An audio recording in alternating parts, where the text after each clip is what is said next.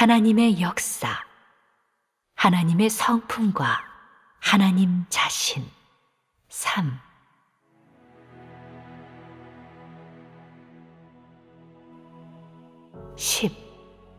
예수에 대한 바리새인의 논단.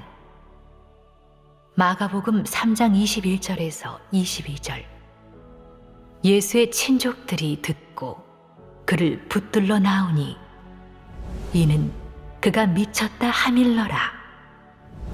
예루살렘에서 내려온 서기관들은 그가 바알세불이 집혔다 하며 또 귀신의 왕을 힘입어 귀신을 쫓아낸다 하니.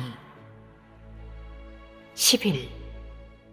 바리새인에 대한 예수의 질책.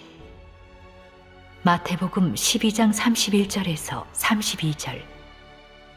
그러므로 내가 너희에게 이르노니 사람에 대한 모든 죄와 모독은 사하심을 얻되 성령을 모독하는 것은 사하심을 얻지 못하겠고 또 누구든지 말로 인자를 거역하면 사하심을 얻되 누구든지 말로 성령을 거역하면 이 세상과 오는 세상에서도 사하심을 얻지 못하리라.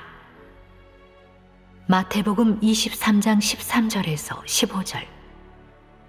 화 있을진저 외식하는 서기관들과 바리새인들이여, 너희는 천국문을 사람들 앞에서 닫고 너희도 들어가지 않고 들어가려 하는 자도 들어가지 못하게 하는도다.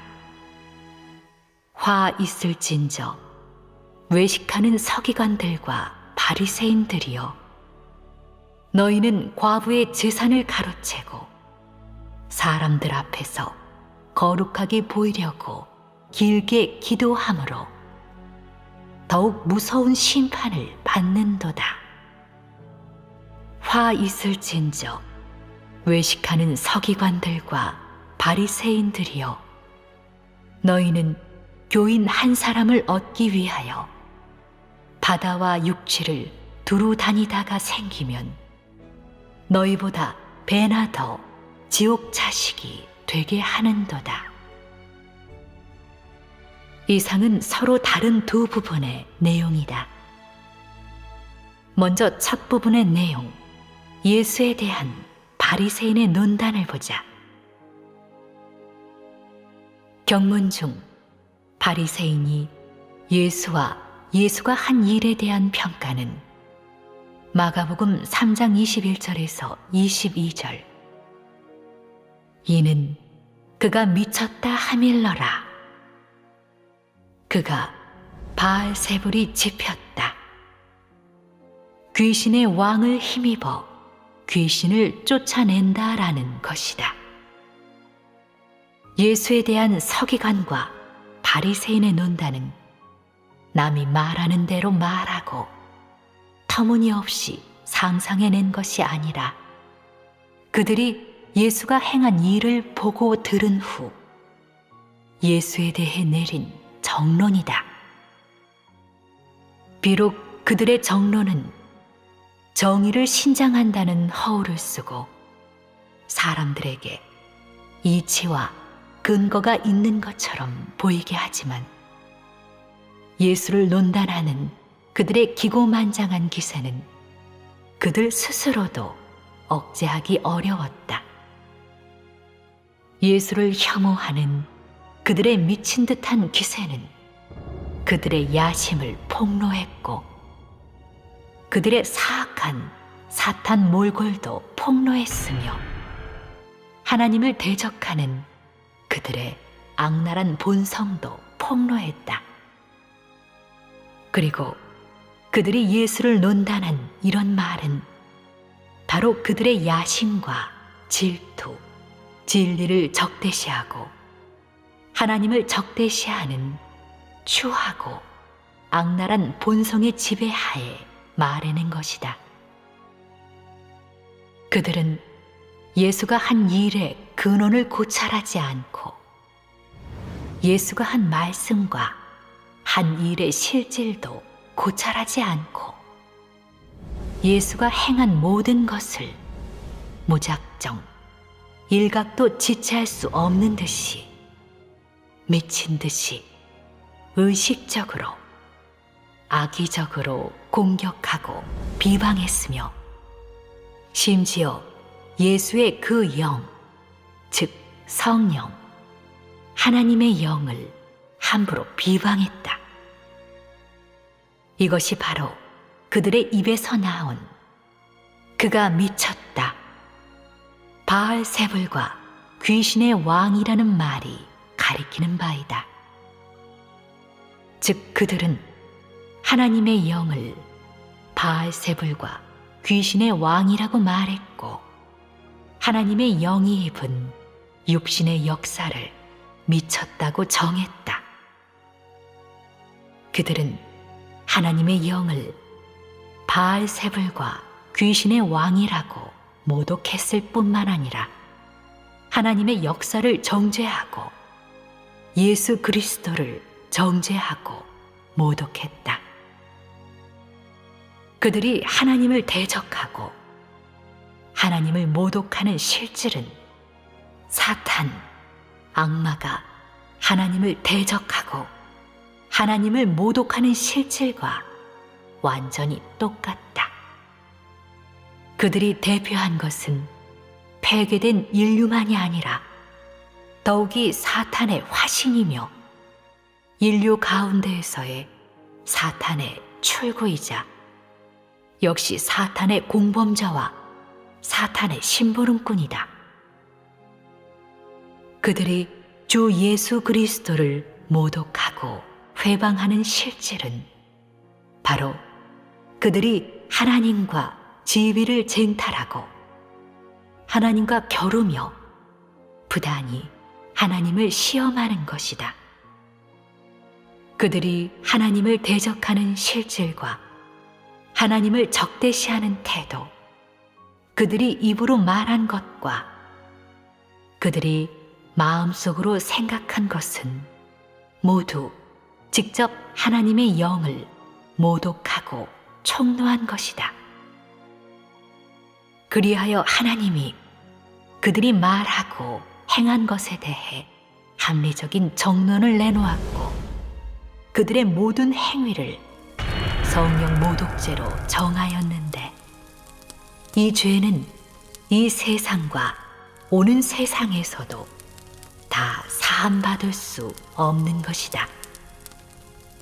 다음 경문에서 말씀한 바와 같다. 성령을 모독하는 것은 사하심을 얻지 못하겠고 누구든지 말로 성령을 거역하면 이 세상과 오는 세상에서도 사하심을 얻지 못하리라. 오늘 우리 함께 하나님이 이 세상과 오는 세상에서도 사하심을 얻지 못하리라고 한 이 말씀의 실제 함의를 말해보자. 즉 하나님이 이 세상과 오는 세상에서도 사하심을 얻지 못하리라는 이 말씀을 어떻게 이행하는지 그 비밀을 밝혀보자. 우리가 교통한 모든 내용은 다 하나님의 성품과 관련되고 다 인사물을 대하는 하나님의 태도와 관련된다. 물론 이상의 두 단락의 경문도 예외가 아니다. 이 두 단락의 경문에서 너희는 무엇을 보지 못했는가? 어떤 사람은 하나님의 노를 보았다고 말한다. 어떤 사람은 사람의 범함을 허용치 않는 하나님의 이 방면의 성품을 보았다고 말하며 사람이 만약 하나님을 모독하는 일을 한다면 하나님께 사함받지 못한다고 말한다. 이 두 단락의 경문에서 설령 사람이 하나님의 노기와 사람의 범함을 허용치 않음을 보고 느꼈을지라도 사람은 하나님의 태도에 대해 아직 진정으로 요해하지 못했다.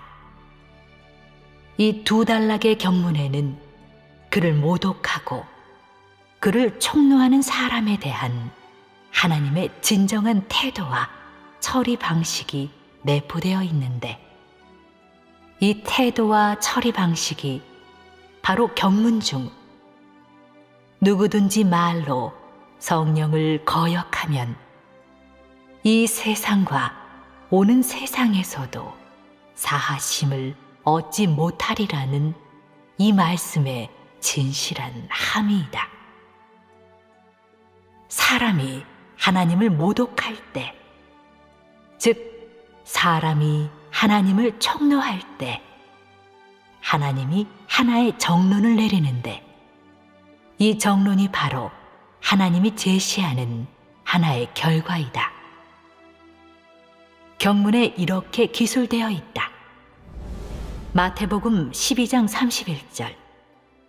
그러므로 내가 너희에게 이르노니 사람에 대한 모든 죄와 모독은 사하심을 얻되 성령을 모독하는 것은 사하심을 얻지 못하겠고. 마태복음 23장 13절. 화 있을진저 외식하는 서기관들과 바리새인들이여. 그러나 예수가 이런 말씀을 한 후 그 서기관과 바리새인들, 그리고 예수를 미쳤다고 말한 그 사람들에 대해 성경에 그들의 결국이 어떻다고 기록되어 있는가? 그들이 어떠한 징벌을 받았다고 기록되어 있는가? 확실히 말해서 없다. 여기에서 말한 없다라는 것은 기록하지 않은 것이 아니라 사실상 이른바 사람의 육안으로 볼 수 있는 결국이 없다는 것이다. 여기에 없다는 한 가지 문제를 설명하는데, 일부 일을 처리하는 하나님의 태도와 원칙을 설명한다. 하나님은 그를 모독한 사람, 그를 대적한 사람, 심지어 그를 회방한 일부 사람들을 대함에 있어서 고의로 그를 공격하고 회방하고 욕한 사람들을 대함에 있어서 보고도 못 본 척하거나 들어도 못 들은 척하는 것이 아니라 명확한 태도가 있는 것이다. 그는 이 사람들을 혐오하고 마음속으로도 이 사람들을 정죄하였으며, 심지어 이 사람들의 결국을 공개적으로 선포하여 사람들에게 그를 모독하는 사람에 대해 그에게 명확한 태도가 있음을 알게 하고, 그가 어떻게 이 사람들의 결국을 정할 것인지도 알게 하였다. 하지만 하나님이 이런 말씀을 한 후에 사람은 하나님이 이 사람들을 어떻게 처리하였는가 하는 사실을 거의 볼 수 없었고, 하나님이 이 사람들에게 결국과 정론을 내리는 원칙도 요해하기 쉽지 않았다.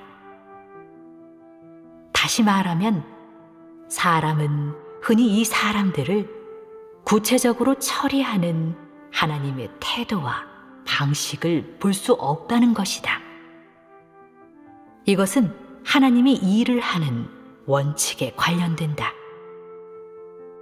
일부 사람들의 악행을 대함에 있어서 하나님은 사실이 임하게 하는데, 즉 죄행을 선포하지 않고 결국도 정하지 않고 직접 사실이 임하게 하여 사람으로 하여금 징벌을 받게 하거나 상응한 보응을 받게 하는 것이다. 이런 사실이 임하여 징벌하는 것은 사람의 육체인데 다 사람의 육안으로 볼 수 있는 것이다. 일부 사람들의 악행을 대함에 있어서는 하나님이 그저 말씀으로 저주하고 동시에 하나님의 노기도 그들에게 임하는데 그들이 받는 징벌은 사람의 육안으로 볼 수 없는 것일 수도 있다. 하지만 이런 결국은 심지어 사람이 보았던 징벌받고 격살당한 결국보다 성질이 더욱 심각하다. 왜냐하면 하나님이 이런 사람을 구원하지 않고 더는 이런 사람을 긍휼히 여기지 않고 더는 이런 사람을 관용하지 않고 더는 그들에게 어떤 기회도 주지 않으려고 작정한 정황에서 이 사람들에 대해 하나님이 취한 태도는 내버려 두는 것이기 때문이다. 내버려 두다는 무슨 뜻인가? 이 단어 자체의 뜻은 먼저 한쪽에 놔두고 상대하지도 않고 거들떠보지도 않는다는 것이다. 하나님께 있어서 내버려 두다의 뜻은 두 가지 해석이 있다.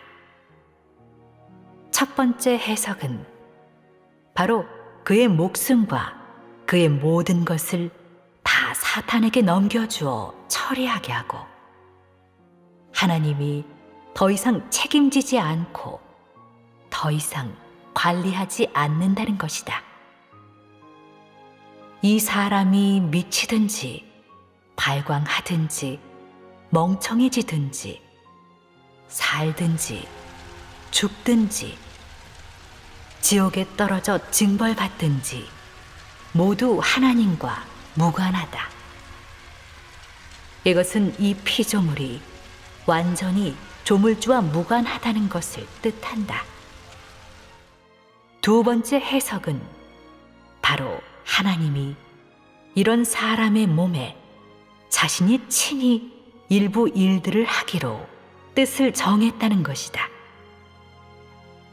이런 사람을 빌어 효력을 하게 할 수도 있고 이런 사람을 빌어 안 바친 물이 되게 할 수도 있으며 이런 사람에 대해 한 가지 특별한 처리 방식과 특별한 취급 방식이 있을 수도 있는데 마치 바울과 같다. 이것이 바로 하나님의 마음속에서 이 부류의 사람들을 처리하기로 뜻을 정한 원칙과 하나님의 태도이다. 그러므로 사람이 하나님을 대적하고 하나님을 회방하고 하나님을 모독하는 것이 만약 하나님의 성품을 총노하고 하나님의 최저 기준을 거스른다면 그 결과는 상상조차 할 수 없는 것이다. 가장 심각한 결과는 바로 하나님이 사람의 목숨을 모든 것과 함께 다 한 번에 영원히 사탄에게 넘겨주어 영원토록 사함받지 못하게 하는 것이다.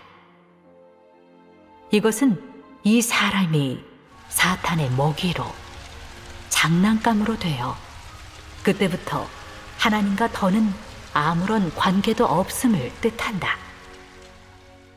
너희는 당시에 욥이 사탄에게 시험받을 때 어떤 비참한 정경이었는지 상상할 수 있는가?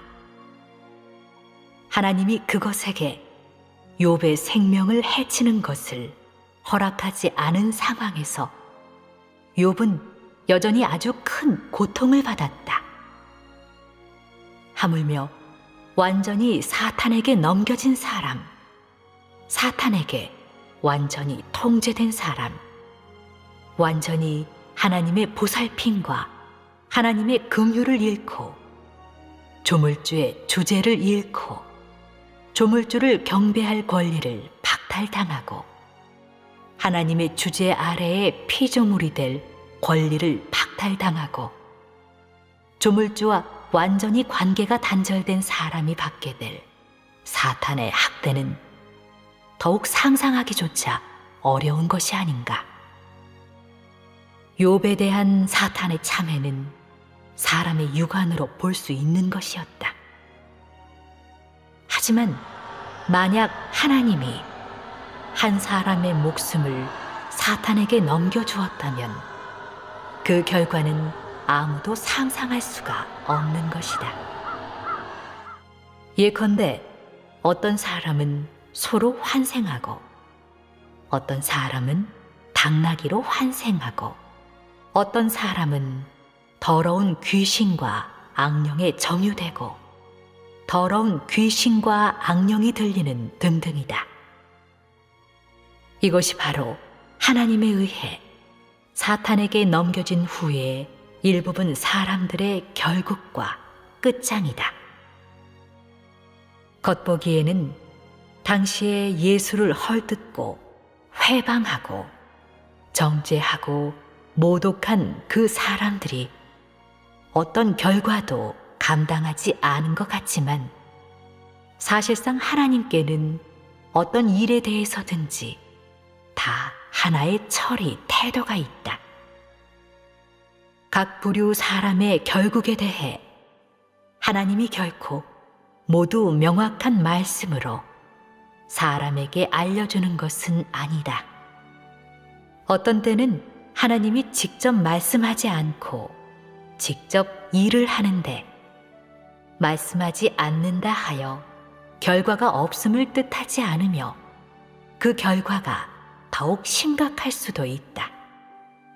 겉으로 보면 하나님이 일부 사람에 대해 말씀으로 하나님의 태도를 밝히지 않은 것 같지만 사실 하나님의 마음속에서는 이미 그를 상대하기 싫어하고 더는 그를 보기 싫어한 것이다.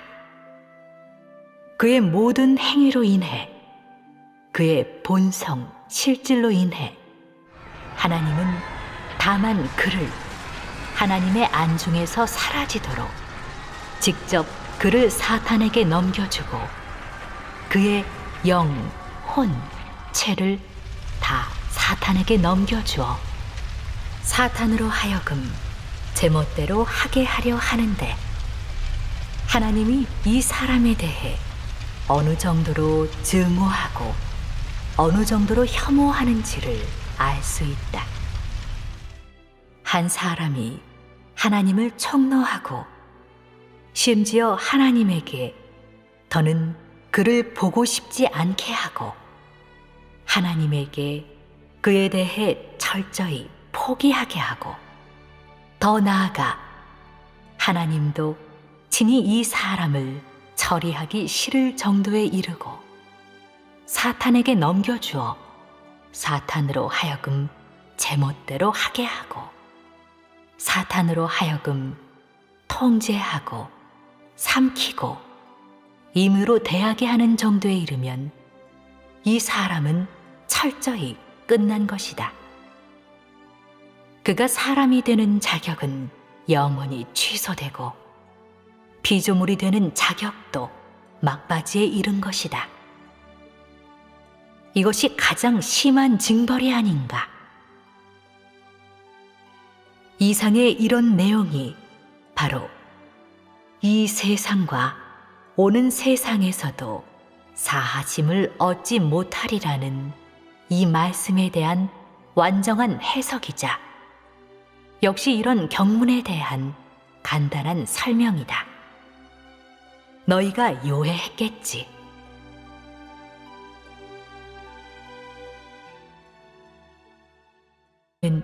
교인 한 사람을 얻기 위하여 바다와 육지를 두루 다니다가 생기면 너희보다 배나 더 지옥 자식이 되게 하는도다. 이상은 서로 다른 두 부분의 내용이다. 먼저 첫 부분의 내용, 예수에 대한 바리새인의 논단을 보자. 경문 중 바리새인이 예수와 예수가 한 일에 대한 평가는 마가복음 3장 21절에서 22절. 이는 그가 미쳤다 하밀러라. 그가 바알세불이 짚혔다. 귀신의 왕을 힘입어 3장 13절에서 15절. 화 있을진저 외식하는 서기관들과 바리새인들이여, 너희는 천국문을 사람들 앞에서 닫고 너희도 들어가지 않고 들어가려 하는 자도 들어가지 못하게 하는도다. 화 있을진저 외식하는 서기관들과 바리새인들이여, 너희는 과부의 재산을 가로채고 사람들 앞에서 거룩하게 보이려고 길게 기도함으로 더욱 무서운 심판을 받는도다. 화 있을진저 외식하는 서기관들과 바리새인들이여, 너희는 귀신을 쫓아낸다 하니. 11. 바리새인에 대한 예수의 질책. 마태복음 12장 31절에서 32절. 그러므로 내가 너희에게 이르노니 사람에 대한 모든 죄와 모독은 사하심을 얻되 성령을 모독하는 것은 사하심을 얻지 못하겠고, 또 누구든지 말로 인자를 거역하면 사하심을 얻되 누구든지 말로 성령을 거역하면 이 세상과 오는 세상에서도 사하심을 얻지 못하리라. 마태복음 23.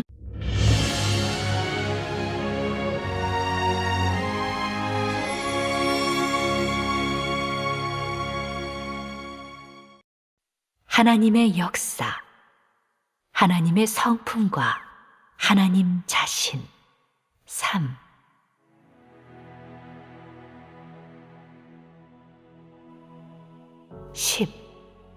예수에 대한 바리새인의 논단. 마가복음 3장 21절에서 22절. 예수의 친족들이 듣고 그를 붙들러 나오니 이는 그가 미쳤다 하밀러라. 예루살렘에서 내려온 서기관들은 그가 바알세불이 짚혔다 하며 또 귀신의 왕을 힘입어 귀신을 쫓아낸다라는 것이다. 예수에 대한 서기관과 바리새인의 논단은 남이 말하는 대로 말하고 터무니없이 상상해낸 것이 아니라 그들이 예수가 행한 일을 보고 들은 후 예수에 대해 내린 정론이다. 비록 그들의 정론은 정의를 신장한다는 허울을 쓰고 사람들에게 이치와 근거가 있는 것처럼 보이게 하지만 예수를 논단하는 그들의 기고만장한 기세는 그들 스스로도 억제하기 어려웠다. 예수를 혐오하는 그들의 미친 듯한 기세는